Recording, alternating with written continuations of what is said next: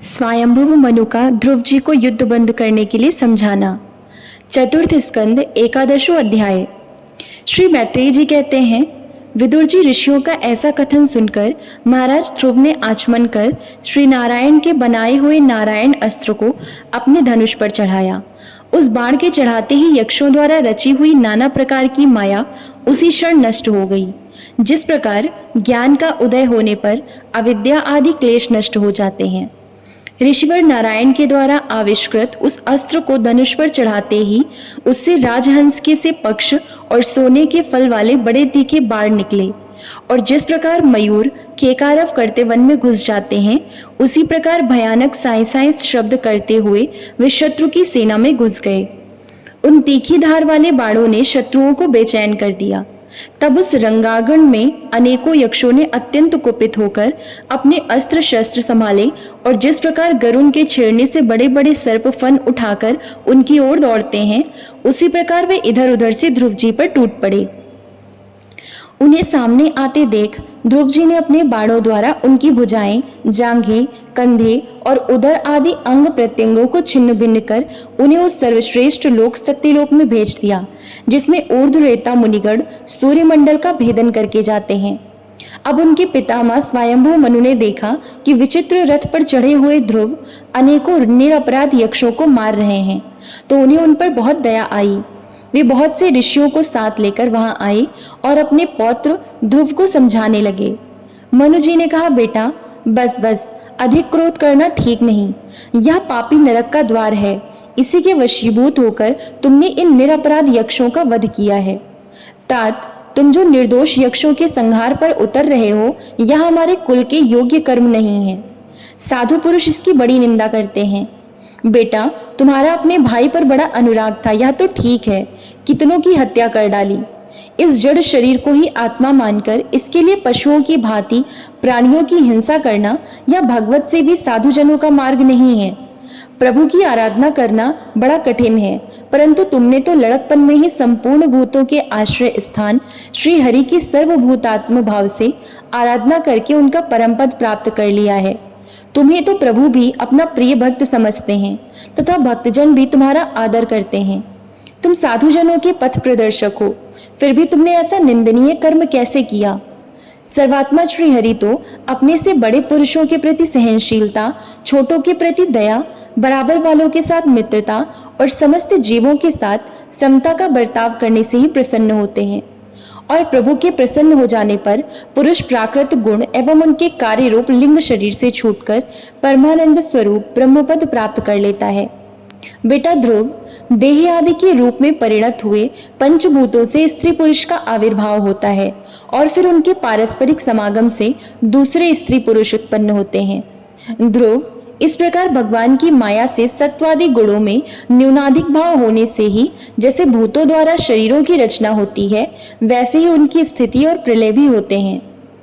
पुरुष श्रेष्ठ निर्गुण परमात्मा तो इनमें केवल निमित्त मात्र हैं, और उसके आश्रय से यह कार्य कारणात्मक जगत उसी प्रकार भ्रमता रहता है जैसे चुंबक के आश्रय से लोहा।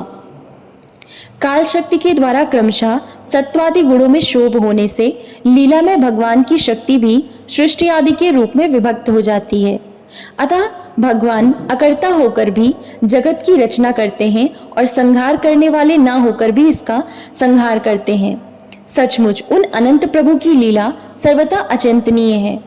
ध्रुव, वे काल स्वरूप अव्यय परमात्मा ही स्वयं अंत रहित होकर भी जगत का अंत करने वाले हैं तथा अनादि होकर भी सबके आदि करता हैं।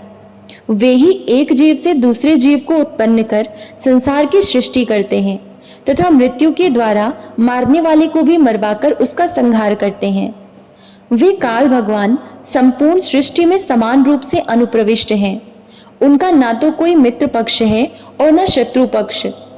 जैसे वायु के चलने पर धूल उसके साथ साथ उड़ती है, उसी प्रकार समस्त जीव अपने अपने कर्मों के अधीन होकर काल की गति का अनुसरण करते हैं। अपने अपने कर्मानुसार सुख दुख आदि फल भोगते हैं। सर्वसमर्थ श्रीहरि कर्म बंधन में बंधे हुए जीव की आयु की वृद्धि और क्षय का विधान करते हैं, परंतु वे इन दोनों से रहित और अपने स्वरूप में स्थित हैं।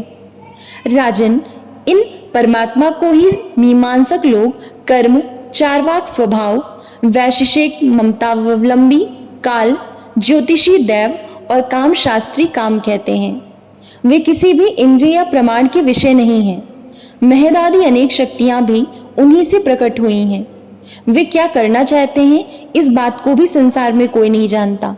फिर अपने मूल कारण उन प्रभु को तो जान ही कौन सकता है।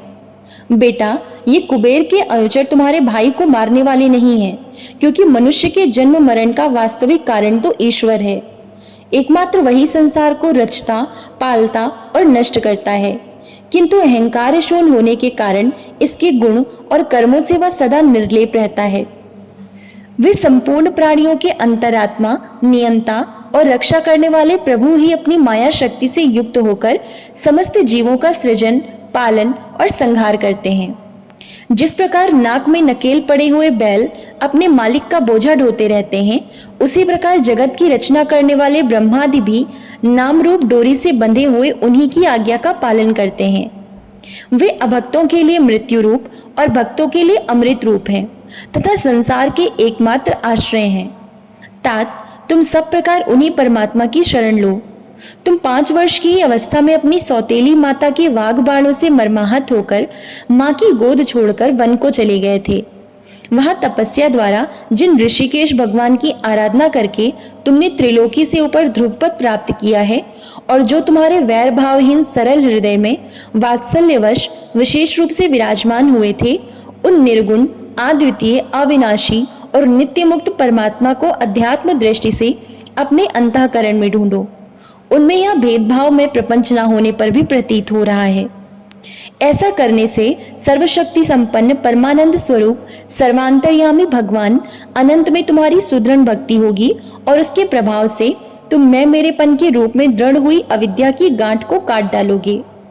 राजन, जिस प्रकार औषधि से रोग शांत किया जाता है, उसी प्रकार मैंने तुम्हें जो कुछ उपदेश दिया है उस पर विचार करके अपने क्रोध को शांत करो।